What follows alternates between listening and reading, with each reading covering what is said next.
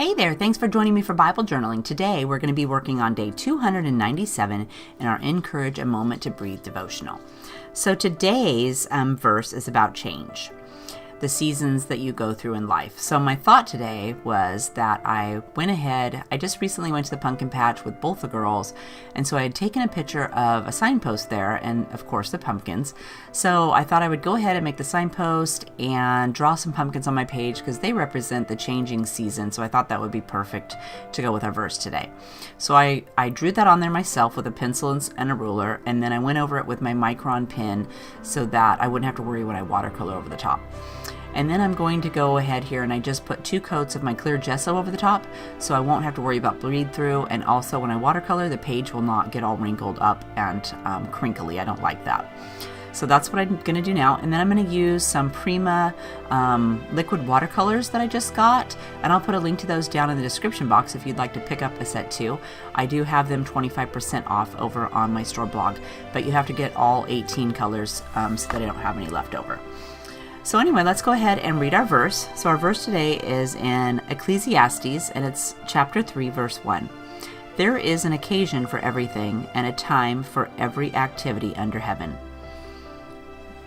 So our title today says, Why God Allows Change, and our story is by Melanie Davis Porter. So let's go ahead and read our story while I do some painting there. Hey Mom, I'm leaving, he said. Looking up from a book, I see my 21-year-old son with a backpack and a pillow under his arm. Confused by the time, I glance at the clock. Where are you going at this late hour? I moved into the new house today, he said. His wedding day was less than a week away, and suddenly I realized he'd spent his last night sleeping under my roof. In the weeks and months that followed, I experienced more change. I met the unexpected loss of my father, and the company I loved working for shut their doors forever.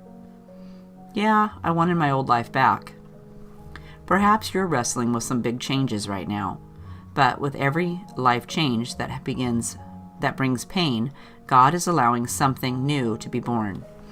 It's okay to grieve or regroup, but let's not linger too long there. If change wasn't a part of life, there would be no long summer evenings on the porch. We wouldn't have the glorious splendor of fall to look forward to. There would be no winter for the earth to rest. And without the rest, spring can't bring new life. The same is true in our spiritual life, trusting Jesus to transform the shades of our faith, making them more brilliant, no matter what season we are in, be it the hurts or the joy. In time, my empty nest became a place of beauty. I found new purpose and went back to school at the age of 48. My retired husband and I found a new depth of love and joy in our relationship. And surprisingly, God has taken away the fear of change. I finally realized that every season the Lord brings into my life is lovingly filtered through His precious fingertips. I love that story. So our moment to breathe today is find an old photo album and savor the sweet memories of seasons past. When you turn the last page, ask God to fill the new pages of your life with sweet new memories. So I love that. So yeah, today's story is about the changing seasons. We all go through hard times and not hard times and fun times and not so fun times and happy super times and not so happy super times.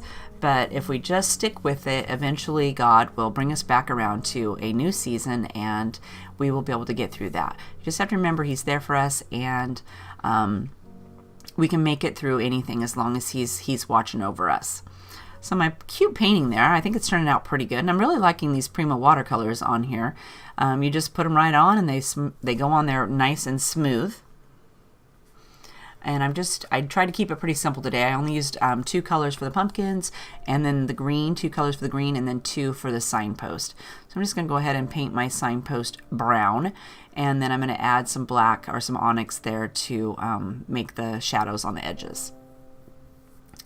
And I thought that my title there, A Time for Everything, is actually the title in my Bible for chapter 3. So when I turn to chapter 3, it says A Time for Everything. And then I'm going to go ahead and read, even though I chose to do just the first verse in the book, I went ahead and I'm going to outline verse 1 through 8, because I think it all goes together. There is a time for everything, and a season for every activity under the heavens. A time to be born and a time to die. A time to plant and a time to uproot. A time to kill and a time to heal. A time to tear down and a time to build. A time to weep and a time to laugh. A time to mourn and a time to dance. A time to scatter stones and a time to gather them. A time to embrace and a time to refrain from embracing. A time to search and a time to give up. A time to keep and a time to throw away. A time to tear and a time to mend. A time to be silent and a time to speak. A time to love and a time to hate. A time for war and a time for peace. Don't you just love that? There's just like a whole list of things there that you should have time for, and then it switches around and it goes to a whole new season. I really like that about this whole section here. So my little signpost there, I went ahead and took the title from chapter 3 and just put it right onto my signpost, and I'm having it kind of a couple of them pointing towards my verse there so that I will know that that's where I got it from. And there I'm just doing a quick little shadow around each of my little arrows to make them kind of pop up a little bit better. And of course I dry it in between each little section so that when I put more paint on, it just goes ahead and goes on there nice and smooth. Now I'm going to go ahead and use my Micron pen to outline verses 1 through 8. And then of course after I got done outlining there, my line is going to go over towards my little arrows. There's not enough room. The verse goes past where my arrows go. So I'm just going to go ahead and make my lines a little bit longer. And then I'm going to draw kind of space in between the little arrows so that you can still see the arrows. It doesn't butt up against those. I thought that would be a quick and easy way to fix that since I didn't leave enough room. I should have maybe moved my signpost over, but you know, live and learn. I'm fine with it. So anyway, now I'm going to go ahead and I'm going to do my journaling. And my journaling says, Lord, allow me to savor old memories and cherish those not made yet. Allow me to trust you in every season. Amen.